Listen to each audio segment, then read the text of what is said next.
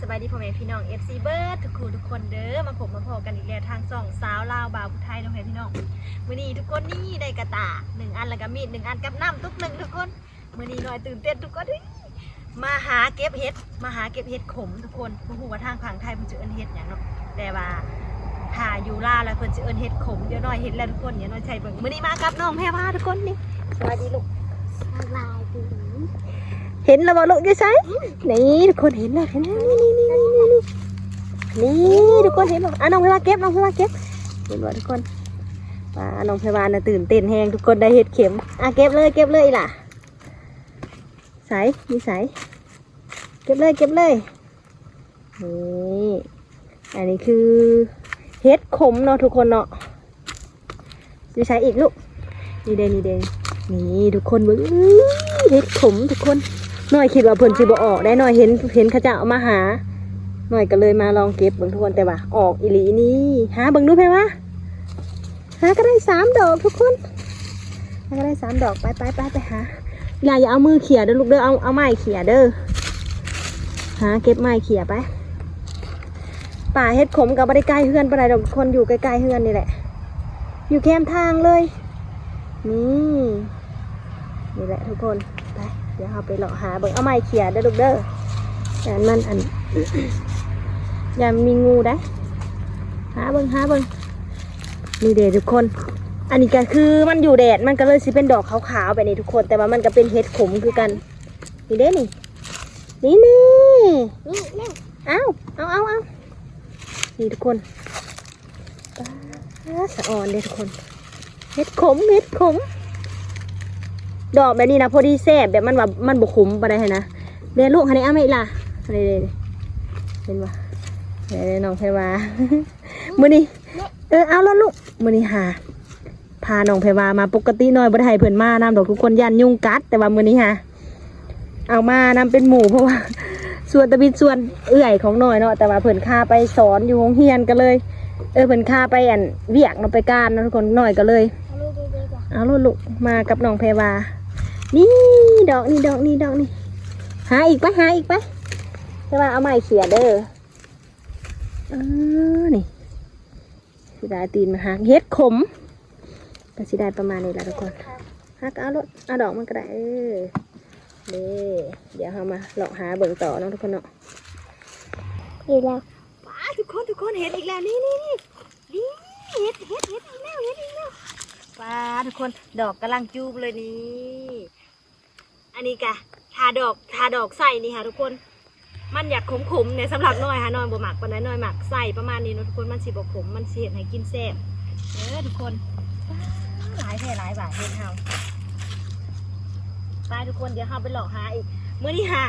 เปลี่ยนกันจับกล้องให้กันนะทุกคนเนาะบางเถื่อก็น้องแพรวาจับให้น้อยแล้วก็บางเถื่อก็น้อยจับเปลี่ยนกันจับกล้องเพราะว่าน้อยบ่ได้เอาขาตั้งกล้องมาทุกคนเพราะว่าย่านคิดว่าเฮ็ดมันสิบ่มีไป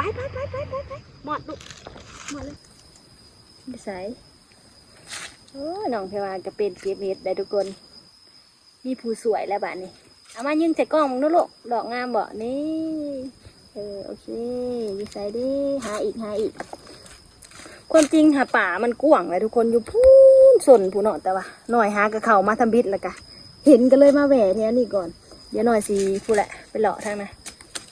เขาไปเลาะอยู่ในผู้แหละทุกคนมันไปก่อนไปน้องแพรวาน้องเพื่อนน้ำหนาบ่มีทางหนาโลกมันพูนทางนั้นแหละทุกคนป่ามันสิเกิดอยู่ในป่าอันนี้นะต้นอันนี้นะทุกคนบ่ฮู้ว่าต้นอย่างต้นวิกบอกประมาณนี้แหละทุกคนมันสิเกิดในป่าแบบนี้นะแต่ว่ามันคนหาหลายทุกคนเปลี่ยนกันเข่าเมื่อกี้นี่ก็หน่อยเห็นออกไปแล้ว2-3 คนหน่อยมาสวยคันสิมาตอนเช้าๆกะคือสีได้อยู่เนาะทุกคนเนาะแต่ว่าบ่ทันได้มาเหมาะน้อยบ่ฮู้ซ้ำว่าเฮ็ดออกค่ะเห็นเขาจะเอาลงในเฟซหน่อยก็เลยมาเลาะเบิ่งเห็นบ่ลูกพี่มาพี่ลูกนี่ทุกคนป่าทุกคนสังเกตเบิ่งบ่อนเขาเจ้าเขี่ยที่เป็นแป้นแบบนี้คือบ่อนเพิ่นเขี่ยแล้วทุกคนเขาเจ้ามาหาก่อนแล้วเขาเจ้าเขี่ยเบิดเลยคือแต่สมัยเก่าค่ะทุกคนแต่ก่อนค่ะ บ่มีคนกินเห็ดอันบ่หลายคนกินบ่หลายก็เลยมาหาบัดใดก็เต็มถุงแต่ว่ามาบัดนี้ละไผก็กินมันก็เลยเห็ดให้เกือบสิบ่พอกินผู้ใดผู้คนมาหากันเบิ่งเขาเจ้าอันเขี่ยเบิดแล้วเนาะหน่อยมาตำหลังก็เลย กินแห้วแล้วทุกคน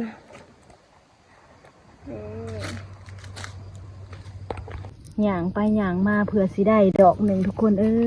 ยโมเมนเรื่องง่ายเลยนี่แต่ก่อนละ30 เก็บปีนี้ละเผื่อสิได้ดอกหนึ่งหาก็ได้สันนี่แล้วทุกคน นี่ทุกคนน้องเพว่าได้อีกแล้วอยู่ใส่อีกลูกเอามาลูกขึ้นมานี่ทุกคนมาเจออีกแล้วทุกคนนี่ลูกนะเหยียบเด้อนี่2 ดอกซ้อนทุกคนนี่มาน้องเพว่าอยู่ใส่ลูกเก็บ น้องเพว่าห่อนทุกคนแก่เสือใส่เลยเอามือเขี่ยเด้อขนาดว่าเรือข้าเจ้าเขี่ยแล้วได้นี่ทุกคนเรือบ่อนเพิ่นบ่เห็นเนาะหาเบิ่งอยู่ลูกเบิ่งน้องเพว่าเพื่อแตกออกแก่และเสือนี่ดอกเดี๋ยวไปเลาะหาเบิ่งอีกกันเด้อทุกคนเด้อทุกคนตอนนี้ก็คือน้อยได้แล้วทุกคนนี่เฮ็ดที่น้อยหาเนาะทุกคนเนาะตอนนี้ก็เป็นเวลาประมาณ4-5 โมงแล้วนะทุกคนเดี๋ยวน้อยสีได้กลับแล้วทุกคนบ้านนี้ค่ะเพราะว่าน้องเพว่าห่อนบ่ไหวแล้วทุกคนนี่เฮ็ดที่น้อยได้กับประมาณนี้นะทุกคนสำหรับคลิปนี้กันหน่อยกันสิจบเพียงเท่านี้แหละทุกคนเอาไว้พบกันใหม่คลิปหน้าเด้อทุกคนเด้อฝากทุกคนกดไลค์กดแชร์กดติดตามให้หน่อยเด้อทุกคนเด้อเมื่อกี้นี่เสียดายนี่ทุกคนเฮ็ดนี่หน่อยบ่ท่านได้ถ่ายนี่บ่ท่านได้ถ่ายซ้ำทุกคนก็เลยบ่ได้ถ่ายโมเมนต์ให้ทุกคนได้เบิ่งเฮ็ดว้าติดดอกงามนี่สำหรับคลิปนี้เอาไว้พบกันใหม่คลิปหน้าฝากทุกคนกดไลค์กดแชร์กดติดตามให้ทุกคนเด้อบ๊ายบายมาเลยลูก